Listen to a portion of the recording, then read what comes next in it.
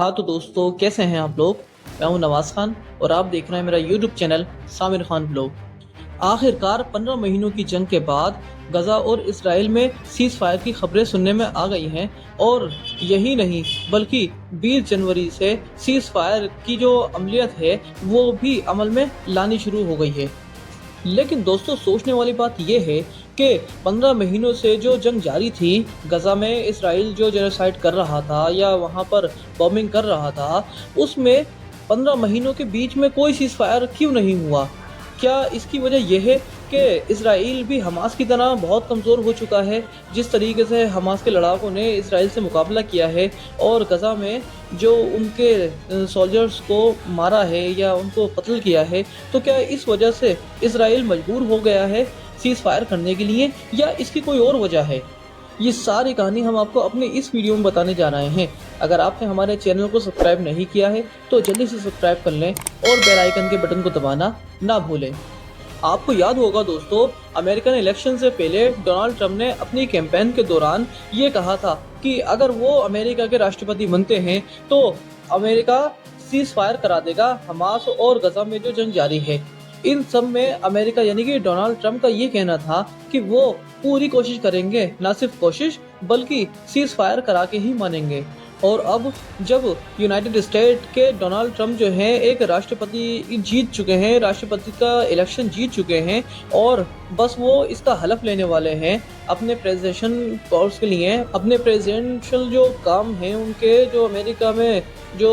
चुनाव जीतने के बाद जो प्रेसिडेंट बनते हैं और उसके बाद जो उनका कार्यकाल शुरू होता है, तो उसके लिए उन्होंने जो गजा में सीज फायर के लिए कहा था कि अगर वो इलेक्शन जीतकर प्रेसिडेंट बन जाते हैं तो वो इन सब में यानी कि नेतन्याहू से बात करेंगे, जो कि इसराइल का प्रेसिडेंट है नेतन्याहू, उससे बात करेंगे गजा में सीज फायर करने के लिए। तो क्या ये सारी कोशिश और ये सारे काम जो है ये डोनाल्ड ट्रंप ने करवाए हैं, या बस वो अपनी जो हलफ लेने वाली डेट थी 20 जनवरी, उसमें कोई बड़ा उनकी औत लेने के जो टाइम था उस वक्त कोई ऐसी बड़ा बवाल नहीं चाहते थे, इसलिए उन्होंने नेतन्याहू से बात करके गजा में सीज फायर की मांग की है। और जो हॉस्टेजेस हैं गजा में जो हमास ने हॉस्टेजेस को किडनैप कर रखा है इसराइल के, उनको छुड़ाने के लिए जो सीज फायर डील कराई गई है, क्या ये सच में एक सीज फायर डील है जिसमें जो कि अमन के लिए कराई गई है, या फिर बस ये एक ढोंग है जो कि आम लोगों को दिखाई दे रहा है कि गजा में फ़िलिस्तीन में जो इसराइल और हमास की जंग चल रही थी पिछले 15 महीनों से, उनके लिए ये सीज़ फायर किया गया है। बहरहाल दोस्तों, बात चाहे जो भी हो, लेकिन इस वक्त गजा और इसराइल में जो सीज़ फायर डील हुई है उसमें हॉस्टेजेस का जो आज़ाद करने का जो फॉर्मूला है वो कई फेसेस में है। यानी कि उसमें पहले फेस में ये कहा गया है कि हमास जो है इसराइल के 33 बंधकों को छोड़ेगा, जिसके बदले में इसराइल फ़िलिस्तीनियों के जो उनके उम्र कैद की सज़ा काट रहे हैं, जिनको उन्हें ज़बरदस्ती बिना किसी वजह के, बिना किसी केस के जेलों में बंद कर रहा है, उनको 50 या 100 की तादाद में रिहा करेगा। यानी कि कहने का मतलब ये है कि 33 यानी कि 1/3 कैदियों को इसराइल छोड़ेगा। यानी एक के बदले 3 कैदियों को इसराइल अपनी जेलों से रिहा करेगा अपने एक हॉस्टेजेस के लिए, जिसमें पहले हफ्ते में जो कि ये सीज फायर का जो अमली तौर पर एक ड्राफ्ट है ये 20 जनवरी से यानी कि एक हफ्ते के लिए शुरू होगा और इस पहले हफ्ते में 3 हॉस्टेजेस को छोड़ा जाएगा। जो कि आप सोशल मीडिया पर वीडियो देख रहे हैं कि हमास ने इसराइल की 3 लड़कियों को रिहा कर दिया है अपनी जेलों से, जिसकी बदले इसराइल ने भी हमास के बहुत से उन कैदियों को रिहा किया है जिनके बदले ये पीस डील एग्री की गई थी। और पहले हफ्ते में 3 इजरायली नागरिकों को छोड़ने के बाद धीरे धीरे हर हफ्ते में इनका जो फेस है, जो ड्राफ्ट है, वो बढ़ता ही जाएगा। यानी कि पहले हफ्ते में अगर 3 कैदियों को रिहा किया है हमास ने, तो अगले हफ्ते इनकी तादाद और बढ़ जाएगी और उसके अगले हफ्ते जो है वो और ज़्यादा बढ़ती जाएगी। दोस्तों, ये जो रिहा करने वाला जो एक ड्राफ्ट है, इसके तहत हम आपको ये बता देते हैं कि जो पहला फेज है इसमें जो 33 लोगों को, 33 बंधकों को इसराइल के हमास छोड़ेगा, उसमें सबसे बड़ी तादाद जो है, जो छोड़ने वाले लोगों की तादाद है, वो औरतें, बूढ़े बुजुर्ग और बच्चों की है। क्योंकि हमास की कैद में जो इसराइल के अभी तक बंधक हैं, तकरीबन 100 या 100 से ऊपर कुछ हैं, जिनमें 1/3 लोग तो मारे भी जा चुके हैं, यानी कि अपनी मौत से वो लोग मर चुके हैं। और उनमें यानी कि 33 या 40 लोग ही ऐसे हैं जो अभी तक जिंदा हैं। तो पहले फेज में जो 33 लोगों को छोड़ने का एक फॉर्मूला है, वो अगर पूरा नहीं होता है, यानी कि अगर 33 लोग भी जिंदा नहीं हुए हैं, तो उन 33 लोगों को पूरा करने के लिए जो मरे हुए लोग हैं, उनकी बाकियात, उनकी बॉडी को उनके थ्रू छोड़ा जाएगा। और उन 33 लोगों के बदले इसराइल हमास के तकरीबन 100-150 लोगों को रिहा करेगा।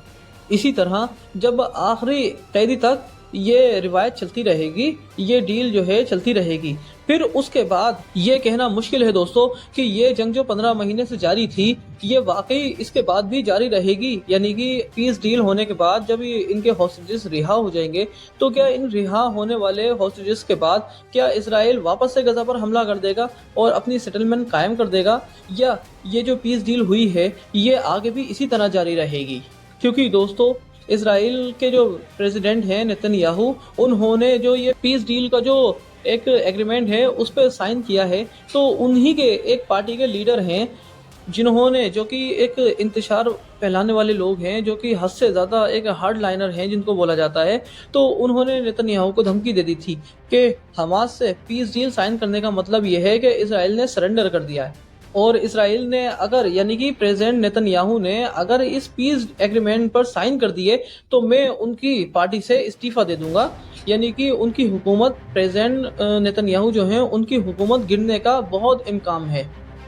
लेकिन दोस्तों अपने उन हार्ड लाइनर की परवाह ना करते हुए नेतन्याहू ने डोनाल्ड ट्रंप के कहने पर इस पीस डील जो है, एग्रीमेंट है, इस पर साइन कर दिया है और इसको एक अमली तौर पर मान्यता दे दी है, जिसकी वजह से हमास जो इसराइल के हॉस्टेजेस को किडनैप कर रखा था, उन्हें रिहा करना शुरू कर दिया है। और इसराइल की तरफ से भी जो फिलिस्तीनी कैदी हैं उनको भी रिहा करना शुरू कर दिया गया है। आखिरी कैदी तक जब ये डील मुकम्मल हो जाएगी, जो हॉस्टेजेस छोड़ने वाले जो एग्रीमेंट है, जब ये मुकम्मल हो जाएगा, तो दोस्तों इसके बाद जब न्यूज़ चैनल के एक रिपोर्टर ने डोनाल्ड ट्रंप से ये कहा था कि जब हॉस्टेजेस पूरी तरीके से छोड़ दिए जाएंगे दोनों तरफ से, तो क्या इन दोनों के बीच वापस से जंग स्टार्ट होगी? जिसके बाद अमेरिकन राष्ट्रपति डोनाल्ड ट्रंप ने एक उटपटांग सा जवाब देते हुए कहा कि मुझे इस बारे में नहीं मालूम। यानी कि वो ये कहना चाहते थे कि वो कॉन्फिडेंस नहीं है कि वाकई इसके बाद जंग वापस से स्टार्ट होती है या नहीं। अगर होती है तो उन्हें इस बारे में कोई मतलब नहीं है।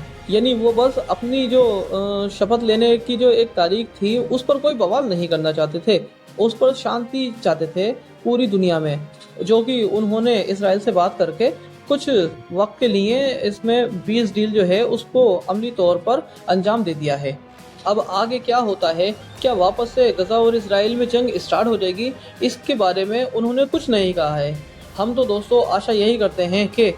जिस तरह ये पीस डील हुई है, आगे भी इसी तरह जारी रहे और इसराइल और हमास में कोई जंग स्टार्ट ना हो। क्योंकि दोस्तों जब जंग होती है तो ज़्यादातर सिर्फ मासूमों का नुकसान होता है।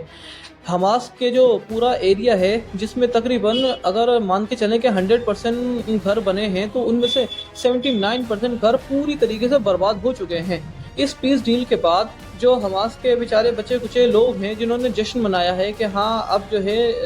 पीस डील हो गई है, तो उन लोगों ने चाहा कि वो अपने अपने घरों को वापस लौट जाएं, जहां इसराइल ने बॉम्बिंग करके उनके घरों को निशाना बनाया था और उनको तबाह कर दिया था। तो उनको अभी भी उम्मीद है कि जो उनके बचे कुछ बाकियात हैं उनके घरों की, तो वो वहाँ लौट जाएं। और वीडियो में जो सोशल मीडिया पर वीडियोस आ रही हैं, उसमें दिखाया भी जा रहा है कि बहुत से फिलिस्तीनी लोग जो हैं, जो गजा में रहते हैं, वो अपने अपने घरों को वापस लौट रहे हैं। अब देखना यह है दोस्तों कि ये जो पीस एग्रीमेंट हुआ है, इसके मुकम्मल होने के बाद क्या वाकई इसराइल और गजा में फिर से जंग शुरू हो जाएगी? क्योंकि हम तो ये चाहते हैं दोस्तों कि ये जंग ना हो, क्योंकि पहले ही गजा के जो मासूम फिलिस्तीनी लोग हैं, जिनकी तादाद, जो कि न्यूज़ चैनल वाले बताते हैं कि 40 से 46 हज़ार लोग मारे जा चुके हैं, जिनमें 20 हज़ार के करीब बच्चे हैं। तो ये एक आधी खबर है। पूरी खबर ये है कि 46 हज़ार नहीं बल्कि 64-65 हज़ार फिलिस्तीनी जो गजा में रहते थे वो मारे जा चुके हैं और उनमें तकरीबन 30 से 35 हजार के करीब मासूम बच्चे हैं। कहने का मतलब ये है दोस्तों कि अगर जंग होती है तो ज्यादातर हलाकतें जो होती हैं वो मासूम लोगों की होती हैं, आम सिविलियंस की होती हैं। बाकी इनमें जो सोल्जर्स हैं उनका इतना नुकसान नहीं होता। बहरहाल दोस्तों, हम ये दुआ करते हैं कि ये जो पीस डील हुई है ये आगे भी इसी तरीके से जारी रहे और जंग की नौबत ना आए। बाकी हम अपनी इस वीडियो के अख्तिताम के बाद